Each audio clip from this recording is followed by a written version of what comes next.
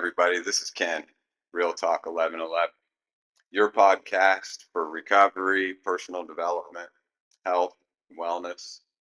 Um, Today's podcast is her second time on the show. She's had some successes, she's had some letdowns, but I like doing these updates and try to give a continuous story of people on the road to recovery and just all in all on a path to a better, healthier, happier life. And so this guest, she keeps coming back, man. What's up, Icey? What's up? It's good to be back. How you doing, girl? Good, really good. Yeah. So we had a holiday season, and um, you had a pretty good time over the holidays. Yeah. Um, you experienced some miracles, huh? Yeah. So What's been happening? so after 8 years, I finally got to see my two oldest kids, which was just a major blessing and something that I didn't really think was going to happen as soon as it did. Yeah. You know, 8 years? yeah, eight Wow. years. Like, and my kids, there's so much time that flies, and like you don't realize like until you see something like oh my gosh, my daughter, my son, they're like about as tall as I am, and I was just like, oh my gosh, like they're such smart kids, and it was amazing. It was amazing. How old were they when they got when you left? So my son was 4, and my daughter was 6. About Yeah. 6, 7 years old. Yeah. So how old are they now? So my 12? daughter's 14, and my middle son is 12. Yeah. Yeah. 12 and 14. Yeah. Teenagers. Yeah, and they're really smart kids. My son was the one that I was really like concerned about, because they've been diagnosed with things, like my son's been diagnosed with reactive attachment disorder, and so I was really worried about like the connection that him and I were gonna have, me going down there, and it ended up being a lot better than what I expected. He was I uploaded a picture on my Facebook page, and I mean, like, they took me to the hotel. Like, they came and they met me at the airport, took me to the hotel. My son carried my bags in for me like a complete gentleman, and just like we took a picture, and the smile on his face just said it all. Like, he was so happy that I was there, and it was just it was an amazing trip, with family, and just them seeing me like in the way that I am now, and like knowing that I've changed, and we made all the memories that we could. I never thought I'd be able to like make Christmas cookies with my kids, but we did that, and it was just a really great trip. So Now you said it happened sooner than you thought. yeah.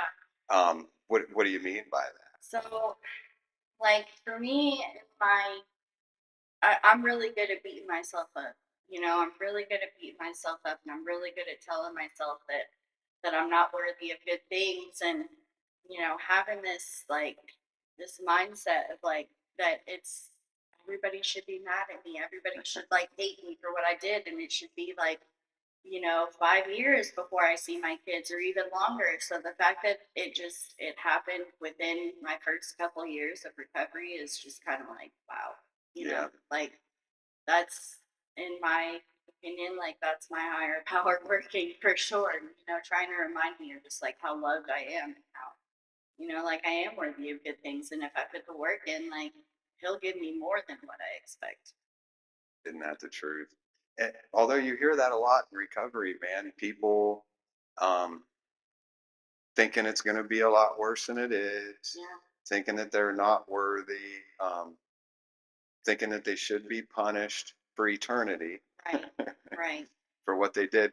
But your kids, I mean, did you have that conversation? Were they mad at you? They just happy to see. We didn't really have that conversation. My daughter did have a lot of questions about just like her childhood and stuff, and like, because they brought out the baby books, Oh and boy. there were so many gaps of stuff that just was not filled out, you know. And so, of course, they were like, "We need your help," and I'm like, "Okay."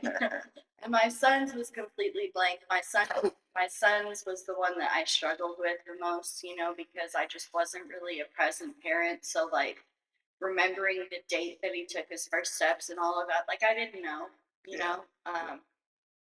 And truth be told, we did just kind of like put some stuff in there. I'm like, I think it was the, you know, um, but I got to tell my daughter about like things that I experienced with her as a baby and like things that just made her laugh. Like my daughter was too young to remember, but I had told her whenever she would throw a temper tantrum, like she'd be in her playpen and she would bash her head against the side of the playpen. And like I told her as a baby, I'm like, they're gonna think I'm beating you. Like you're gonna get me thrown in jail. And I didn't even do it. Like, you know, and just stuff like, I mean, it cracked my daughter up. She's Yeah. like, I did that. I'm like, yeah, you did that. Like, you know, Man, that's cool. So that goes along with trust in the process, right? yeah, yeah, But you're big on trust the process. yeah.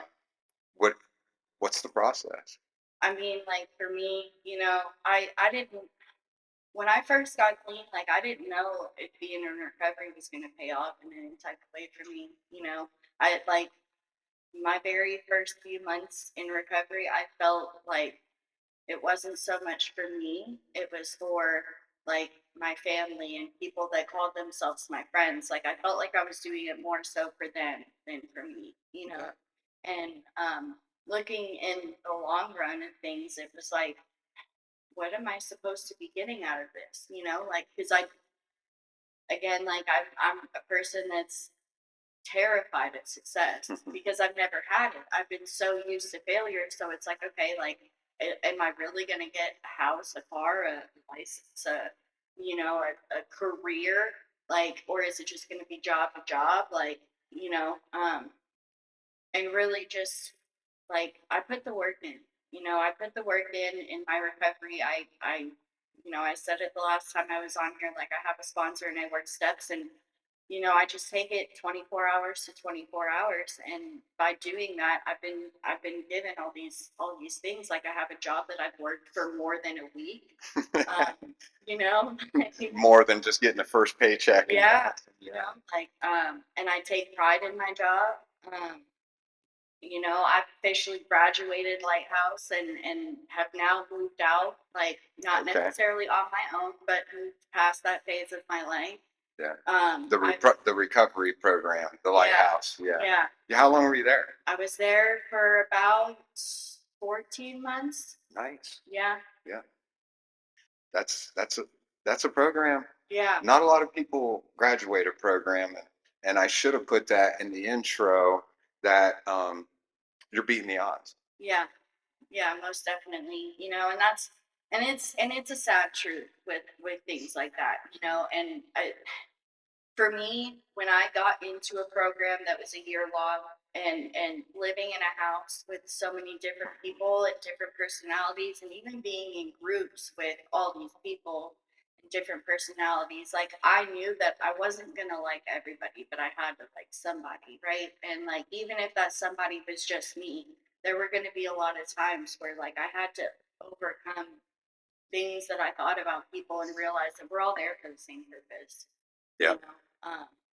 And I've heard that said in recovery too. Like you don't have to dance with everybody, but you got to dance with somebody, right? Typically, that somebody is your sponsor, but you know, like I'm not everybody's piece of cake either. Yeah. You know, like so it was a lot of just overcoming things, you know. And the sad part is that not everybody has that same willingness, you Yeah. know. It's really just the minute that things aren't going my way, like I'm out, you know, and that was not me. Like I was like, I have to do this because my life is on the line. Yeah. You were ready. Yeah, You were ready. yeah, And that's part of the process is being around all those different personalities and some of their stories happen faster. Sometimes they get the rewards and successes faster, and some of the people don't. And I think that's part of it. You get to see where you fit in, how your process, your own personal process. Um, works out and pans out. Right. Right. Um, another big thing on your list was to never lose hope. Yeah. Why not? Um, I, it's just been proven in my own life, like, just when I think that I've reached the max of things that could,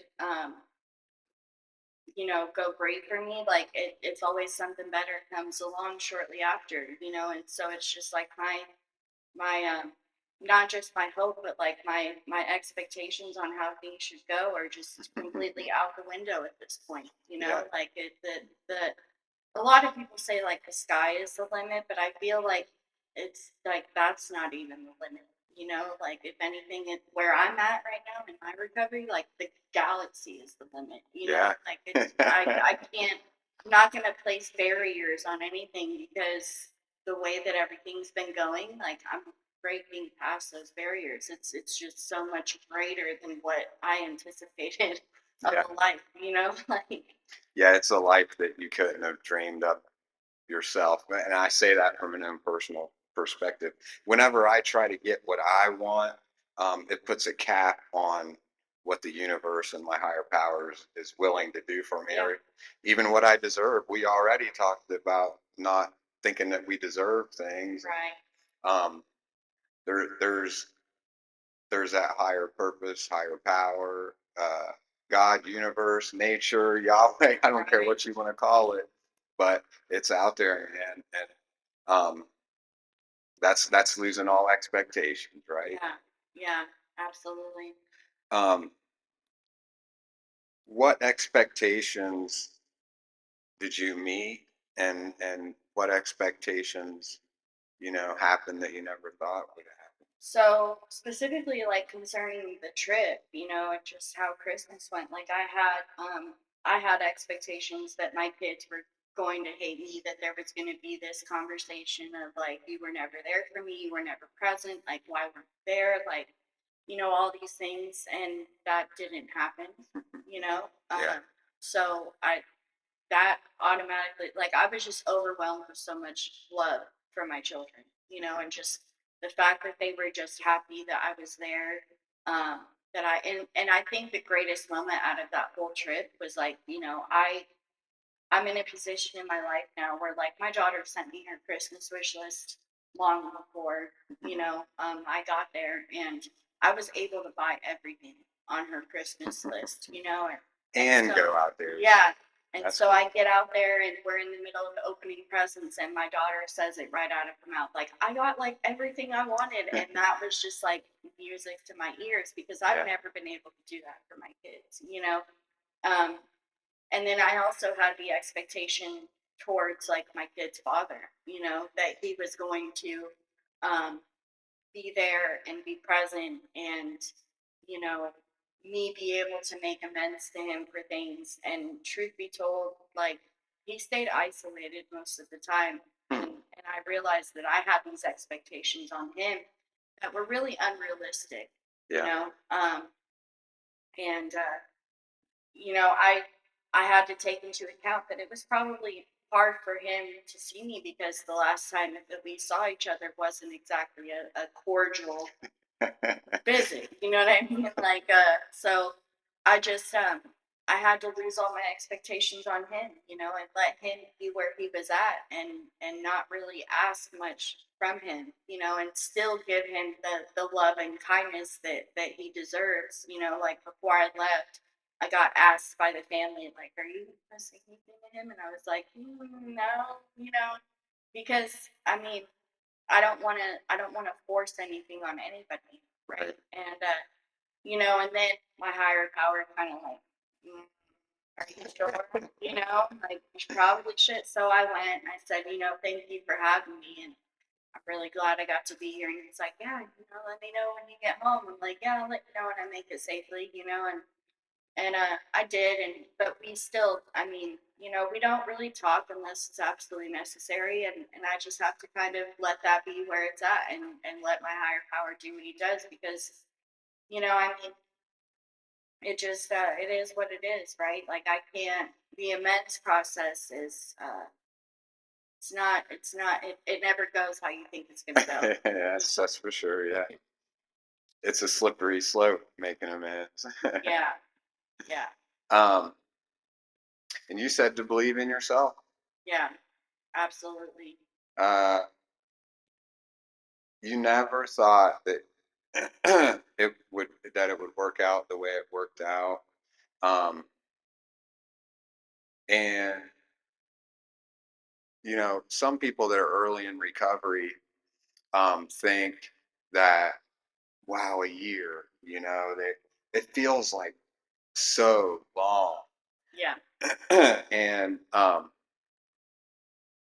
you get those first couple months under your belt, and you see people achieving these things, and you're like, man, you know. But then within a couple years, what you got? Almost 2 years, year and a half. so I'm coming up on 18 months. I'll have 18 months on February 7th. Yeah, okay. Yeah, This is where you clap. no friends, but yes, like Nice. wait for another milestone. Okay. Um, and so with that, you been able to get back in your kid's life, build a relationship. Yes, You graduated uh, a, a full recovery program. yes, And I know you're working an honest program too, honest clean time. yes, Um, you got a job, yes, and it's not only a job, but you're out in the community still helping. yeah. Where you work at? I work at Goodwill. Yeah. Yeah, so I come in contact with all different types of people from all different walks of life, and most of the customers and the regulars that we get, they come in, anytime that I'm there, like I'm instantly greeting them with a smile. People that I know that come in, I'm greeting them with a smile and a hug, and just catching up with them and doing my job. And anybody that comes in and sees me knows that I work hard and I do my job well. You know. You've also, we talked about it on the way over here, you've had opportunity to move up, and um, that kind of didn't go the way you thought it was going to go either. Right, right, exactly. Being told that, you're at the top of my list and then them moving forward to somebody else. And, it really like reality checked me for a second, because like in my mind, like I feel almost like justified to have all these good things now because I've been on this aura up here. And like, well, I've been getting everything I want lately. Like, why Yeah. wouldn't I get this, and I had to remind myself, like, you're not automatically given things just because you're doing all the right things in life. Sometimes things aren't going to work out, right? And what Yeah. are you going to do in that scenario? Like, do you have the spiritual principles that you say that you have, right? Let's like check that really quick. Like, Testing you. yeah, yeah. Testing you. Well, that's kind of like when you went out there. Um, I remember seeing the pictures and stuff online of the hotel you stayed in. What about that? So the hotel, so I booked the closest hotel to my kids, Okay. because my initial thing was I was gonna like Uber and Lyft back and forth to see them every day, and then I was told, no, you won't have to do that. Like we have cars here, like save your money, which was really a blessing because like I got into that hotel and it's the same, right? They put all these glamour shots online Yeah. and they look nice, and then you get there and it's like, oh. So I get there and I'm automatically greeted by what I'm gonna assume is addicts. Okay. The main guy, the receptionist, looked like he was on a 3-day bender. Like, and then I get into the room and my my shower curtain is held up by bread ties. There were baby roaches. There was graffiti on the paintings inside of the bedroom. There were cigarette holes in the sheets. The hallway smelled like dogs had lived there for 5 months. Like it just was not what I was expecting at all. And it actually made my daughter concerned for my safety. Yeah. And I ended up having to book another hotel the next day. And thank God that I've been responsible enough to where like I had probably almost $700 saved going down there. So that way, if my kids and I wanted to go to dinner or they needed to go shopping for anything, like I could be like, I've got, Yeah. don't worry about it. And when I booked that second hotel, which was much nicer, by the way, much much nicer. On the recommendation of your daughter. Yes, yeah, absolutely. It was right across from Six Flags out there in Okay. Vallejo. Yeah, I was staying in Vallejo, California, and Wow. so I got a oh, I can't even remember the name of it at this point, but it was very nice. Courtyard by Okay. Marriott. So, and it ended up taking everything I had in my bank account. So it's like thank God that I had that put away, because otherwise I don't really know what I would have done. I mean, the house that my kids went and visited, like that house is a very nice house and full of family, so there really wasn't that much room, especially with the holidays, Hmm. you know. So I was just really like it was a pat myself on the back kind of moment, like you know Real independent woman stuff. yeah, like if you had saved that money and been responsible and put $200 outside of every check, like you wouldn't have had this opportunity to move into this much nicer hotel and actually enjoy your time without having to wonder, like, is anybody gonna break into my room while I'm gone? And like, yeah. So Man, I love it. I love hearing the stories of people getting back in their kids' lives and just having those real life wins that we're never told as young people that that's getting high. You know what I mean? That's getting high, the real natural way that you're supposed to do it. And a lot of us just never really had the opportunity to do that or were told that that's what we were even doing.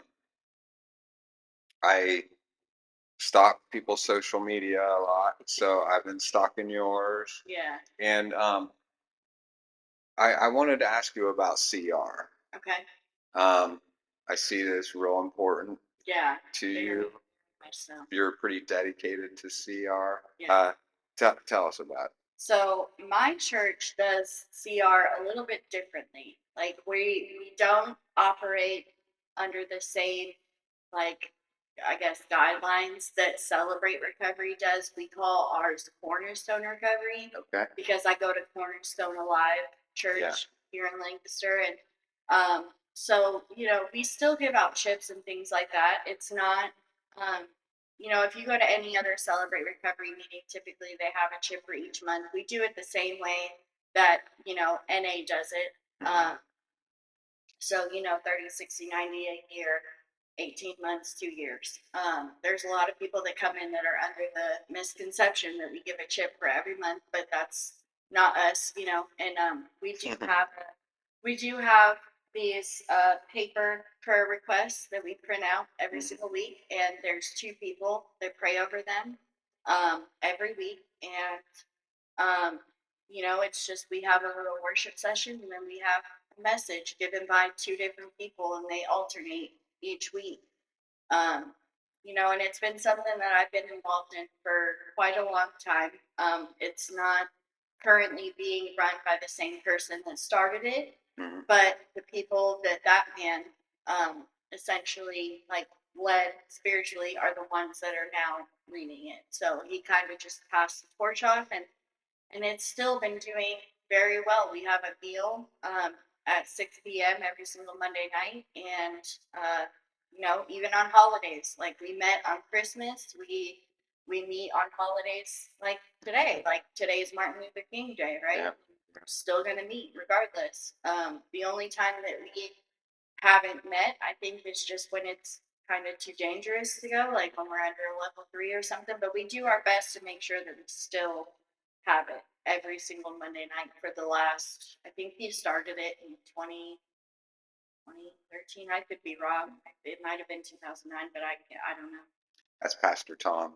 Well, so it's in Pastor Tom's church, but there's a man, him and Shad Kistler.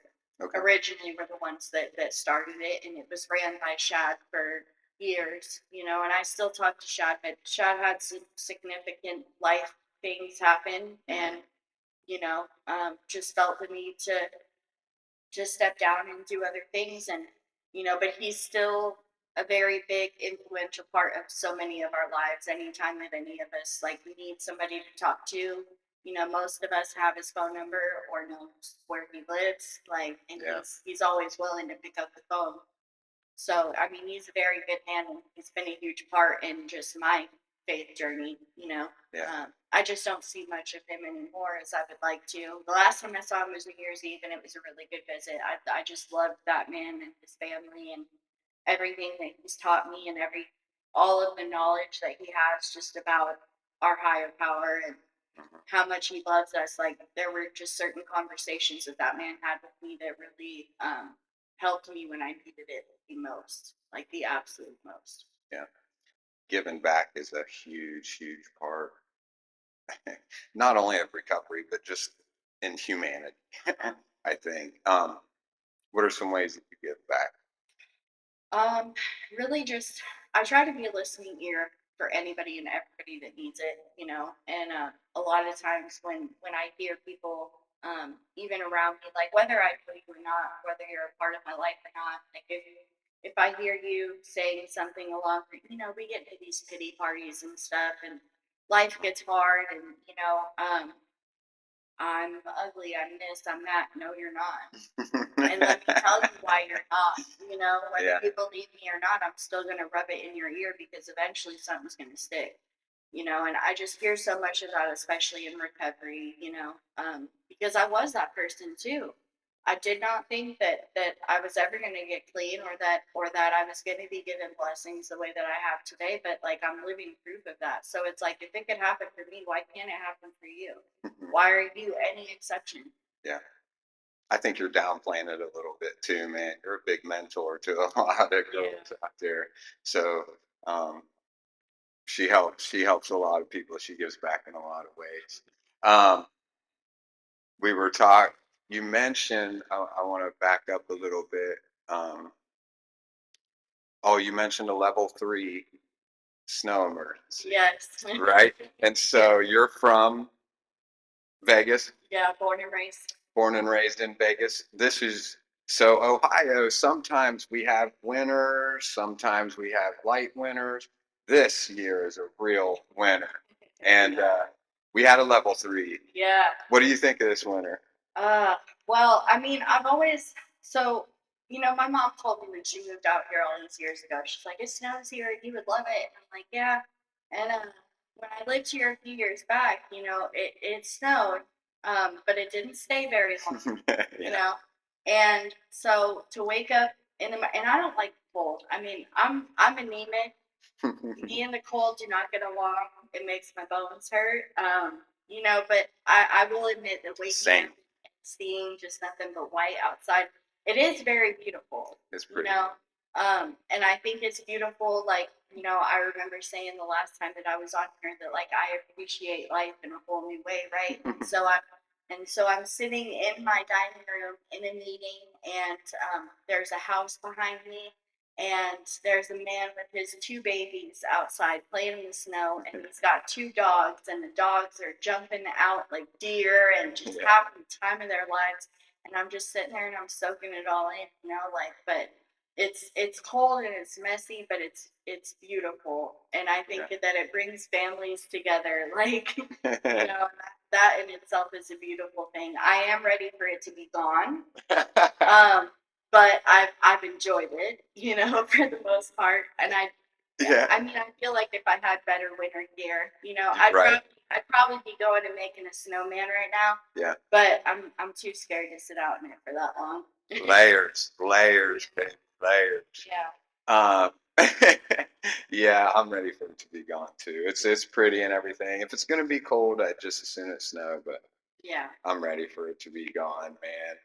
Um, what's on your heart? What Got is any it? shout outs? Um, just honestly, not really any shout outs. Just I've just been really grateful lately.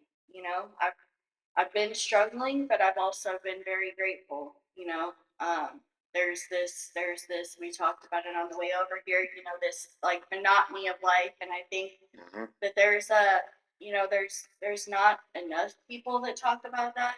Like kind of what to do when you get into the ruts of just the same old every day. Yeah. And for me, I can definitely see where like there's been this lack of like motivation and like fire to keep going. But because I've recently just hit like all these Hmm. breakthroughs, and so now it's just kind of like I have this mentality of like, what's next, like, Yeah.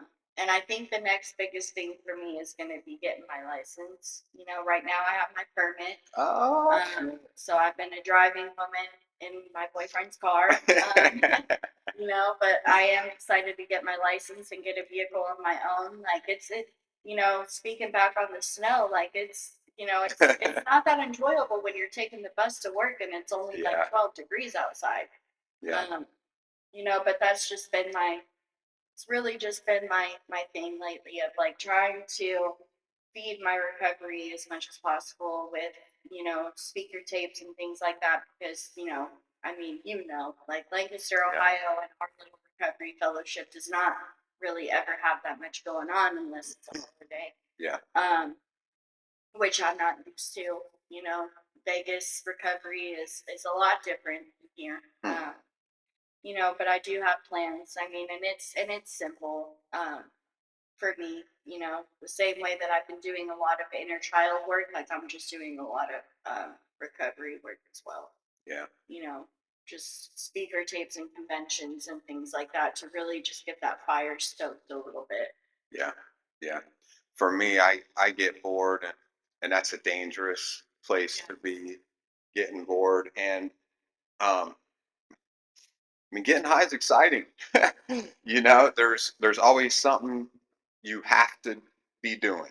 Yeah, Either getting high or trying to get high or trying to yeah. get the next high. Even in other areas, like it doesn't always have to be drugs too. And I think that's a common misconception. Like I know for me in my life, like I've been so used to chaos that now that I don't have chaos, I'm finding myself acting out in other areas. Yeah. And it's dangerous. It is very dangerous. And like I've noticed that the using dreams are becoming more frequent, and Hmm. it's a bit scary. But anytime that happens to me, I'm always like, okay, where am I lacking? Am I not doing enough step work? When's the last time that I've called my sponsor? Have I helped somebody lately? Like, have I been to an in-person meeting? Because I went to my first in-person meeting the other night after like a couple months of not going because of my work schedule. Yeah. Um, so it's just trying to find different ways to really just participate more in my recovery because I can feel the spiritual just like black. I love that you brought that up, and I love that you're calling attention to it. To be able to step back from the feeling and the emotion and be able to, have some discernment on why, why am I feeling like this? And there is something out there that I can do to soothe the feeling, or to get past the struggle or whatever. Yeah. And like we talked about on the way over here, some of the struggles that we go through, we think they're struggles, and they feel bad in the moment, but sometimes it works out to be the best thing that ever happened. Yes. Yes, absolutely. It kind of ties back into what I was saying about like really trusting the process, and like that's in all areas of life that can be applied to so many different situations. Yeah. Yeah. So Yeah. I like how you talked about prayer too, man. Like, prayer. I think that even people that don't believe in God believe in prayer. yes. Yeah, in some type of form or fashion, absolutely. And whether it's, meditation or like yoga or, I know friends back They're in they're all Vegas. forms of prayer. Yeah, like I know friends back in Vegas that do like, yoga with puppies and llamas and just all these different animals. Really? Like, yeah, it's really crazy. Well, yoga just means oneness. So I mean, if you can Yeah, become one with whatever, huh? yeah, yeah. It's really it's awesome. I've seen the pictures. Especially my friend Joe. He loves yoga. You know, Yeah. and he does yoga in all different forms. There's like hot yoga and then yoga with the animals, and you know, No, yoga's never really been my thing, but no problema. yeah, yeah. Honestly, They say prayer is talking to God, meditation's listening. yeah, I believe that. Yeah. Um, Something else that I saw on your social media that I thought was super interesting and I thought was worth getting out there. I'd never heard anything like it. Uh, Maybe because I'm a man, but you had a post where it was talking about if a girl was in an abusive relationship, Mhm. then she could call and it was like a cryptic coded message Yeah, about makeup. yeah. How'd that go? How's that go? Well, so it's just kind of one of those things of like it's a way of saying like I understand, right? But it was this post that had been going around Facebook for a while. It Hmm. wasn't something that I had created, but it was saying like, you know, if you're in an abusive relationship, like call me and ask if I'm still selling my makeup products. You know, if you need me to send police to your house, ask if I'm still selling this. You know, and like for me, Yeah. when I first saw that post, it was really important to me because I've been in an abusive relationship and that was something that I probably needed in the time. You Yeah. know, without because a lot of us, especially as women, we're scared of our abusers finding out that we told somebody, Yeah. so essentially that just leaves us trapped in the same situation. Um, I'm really grateful to be out of that relationship. That relationship did teach me a lot about myself and, just why my mother chose the people that she chose. Mm. You know, but it was a way of me saying like, I get it, and if you need help, I'm here for you. Yeah. You know, hopefully you have my number, which most women on my Facebook do. But Yeah. yeah, You're recovering from multiple levels, yeah, multiple levels of trauma yes, and not just drug abuse, but personal abuse. right, I think a lot of people are. I don't know if it compounds itself. Maybe we get into this situation, leads to that situation, and then we feel stuck. yeah, But it's women like you that are. I love having on here, and are fighting their way, are survivors, and yeah. taking all the necessary steps to make it right, man. Yeah, absolutely. And I think a lot of us women, especially women that have been in situations like that, we tend to undermine our strength too. Yeah. We don't realize how strong we are. Like me most recently, like the man that I was in an abusive relationship with actually started showing up in my virtual meetings. And I never thought that that was something that I was going to have to overcome of like seeing this man's face again, Wow. And it was very hard for me at first. I was having panic attacks anytime that he came in, but I was refusing to leave.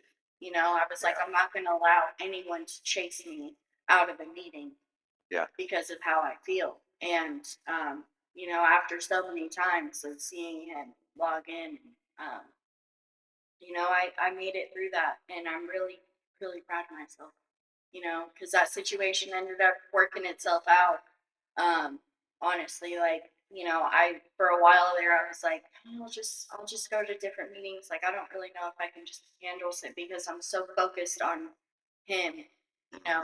Yeah. And unfortunately, he ended up relapsing. Like he hasn't been logging in anymore, and I can only hope that he's okay. But it maybe it's crude, but I was just like, huh, I didn't need to do what I thought I needed to do, and it just kind of worked itself. Maybe he found another meeting to go to. Hopefully, Yeah. you know. Yeah. Um, that falls under everything you wanted to talk about. Trust the process, never lose hope, Yeah, lose all expectations, believe in yourself. yeah, I think that's heavy for a lot of females, a lot of women, and a lot of girls today believe in yourself. And there are people out there that that understand your situation Yeah. and will help any way they can. Yeah. Um, it's amazing. It's amazing. Any any friends, any agencies you want to shout out? I mean, anybody that's been involved in my process and a part of my journey, always, Yeah. I wouldn't be here without them, really. And that's not just exclusive to like, my virtual home group at all. Like there's so many people just out here in my town that have been influential to me. There's actually a woman that you had on your podcast not too long ago, Sasha. I absolutely love her. And Yeah. if you don't have her on Snapchat, I highly suggest it because that woman has me cracked up. She's hilarious. She was so subdued when she was on the podcast. I want to get her back on. I want to get her back on and She was get her she's get her amazing. going. Yeah. I love her. Super cool. Big inspiration. You're a big inspiration to me also, and I know a lot of other people. There's times when I'm going through stuff and I'll get that message from you, and you're like, "Hey, don't you pay attention to that shit?" Yeah. Yeah. And you keep being you, and stuff like that just means so much. And a lot of times it comes at just the perfect time, man. So I and that inspires me that there's so many times when you see somebody struggling and you're like, oh, I should message them or I should tell them or whatever. Tell 'em. It's really important. I think Yeah. it's more important than a lot of people actually think, Yeah. because, and for me, I know there's been a lot of times where I've been on the receiving end of a message like that. Yeah. And I don't always believe what they're telling me. Like, hey, I love you. Hey, I'm here for you. Hey, I care. And I feel like it's just something that everybody says. But then once I get past that moment, it's crazy how it's just like I know that they mean it, and I may not feel it at the moment, but it's kind of the same with like when anybody tells me like you're glowing, you're changing, you're really doing this. Like I may not believe it in the moment, but then I start to see it within myself, and it's like, oh, Yeah. you were right the whole time. You were right, Yeah. Uh, I love doing updates, and there's going to be more and more updates because you can see it not just in the physicality of the person, but just in the attitude and the confidence and just that outward, uh, not just the outward appearance. So it's amazing. Yeah, I agree. Um, I think we've got a lot out there. What do you think? Yeah, I love being on here and being able to just contribute to what you have going on and again, like I'm pretty sure I said this in the last episode, but I do think this is something that Lancaster just really needs. There's not a lot of people that are staying clean out here, and it's a sad truth. And if little things like this can keep one addict going every single day, like I'm all for it. Yeah, yeah, I agree. And it's not people talk about it being my podcast and stuff like that, but it's not mine. It's anybody who's watching and anybody that I have on. It helps me, to talk to people and to listen to people. Yeah, like we learn from each other, we grow from each other. Yeah, That's really essentially what any 12-step program is about. I agree. Yeah, spiritual principles, man. Yeah.